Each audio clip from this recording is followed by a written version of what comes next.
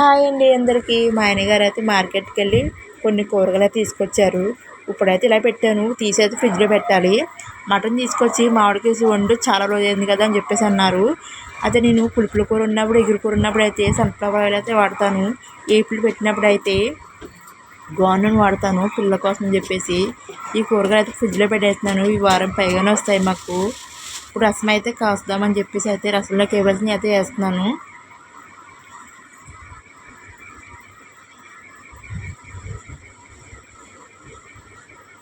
నేను ఎగురు కూర ఉన్నప్పుడు కంపల్సరీ రసం అయితే కాస్తాను పిల్లల కోసం, ఇంకా మా ఆయనగారి కోసం అని చెప్పేసి.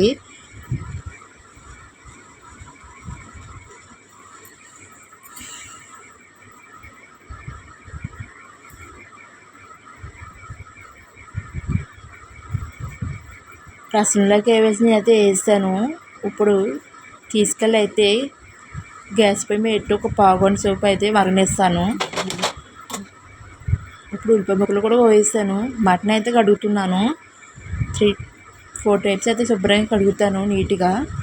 నీళ్ళు కూడా వస్తున్నాయి. సోపెట్టి అయితే కడిగేసాను శుభ్రంగా.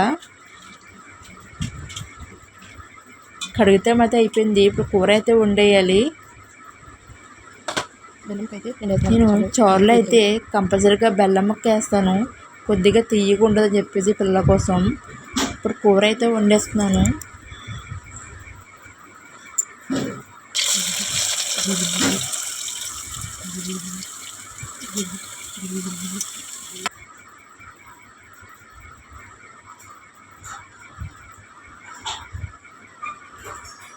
నేను చికెన్ అయితే పిల్లలకి పెద్దగా అయితే పెట్టనండి. మటన్ ఉన్నప్పుడు అయితే తక్కువగా పెడతాను. మటన్ అయితే ఫిష్ అయితే ఎక్కువగా పెడతాను. ఇంకా ఎగ్ అయితే రెగ్యులర్గా పెడతాను ఉడకబెట్టి మార్నింగ్ మాటలు పాలతో పాటు.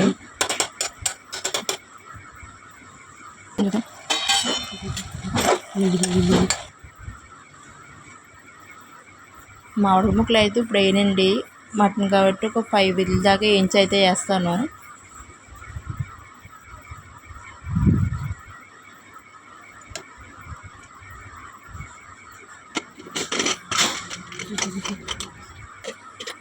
చారు అయితే మరిగిపోయింది, తాలింపు పెట్టేస్తాను.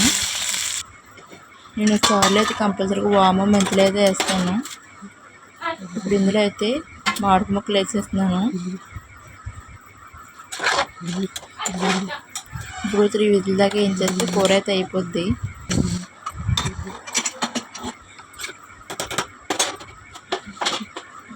పిల్లల కోసం అయితే కొన్ని ఫ్రూట్స్ అయితే తీసుకొచ్చారు.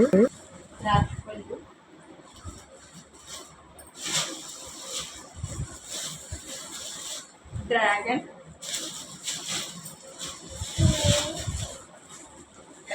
యాపిల్, దానిమ్మ, కివి. పిల్లల కోసమే అండి. అంటే చిన్నప్పుడు కదా, పెద్ద బ్యాగ్ తినరు, ఇప్పుడే తింటారు వాళ్ళు. అది గంటగా ఏదో పెడతారు.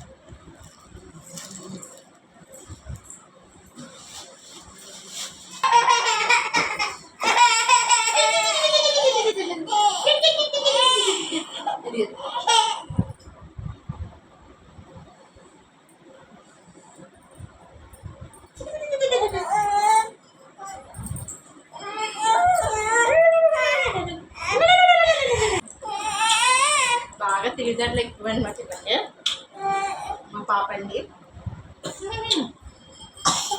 ఇలా బట్టలు అయితే మడత పెట్టాలి.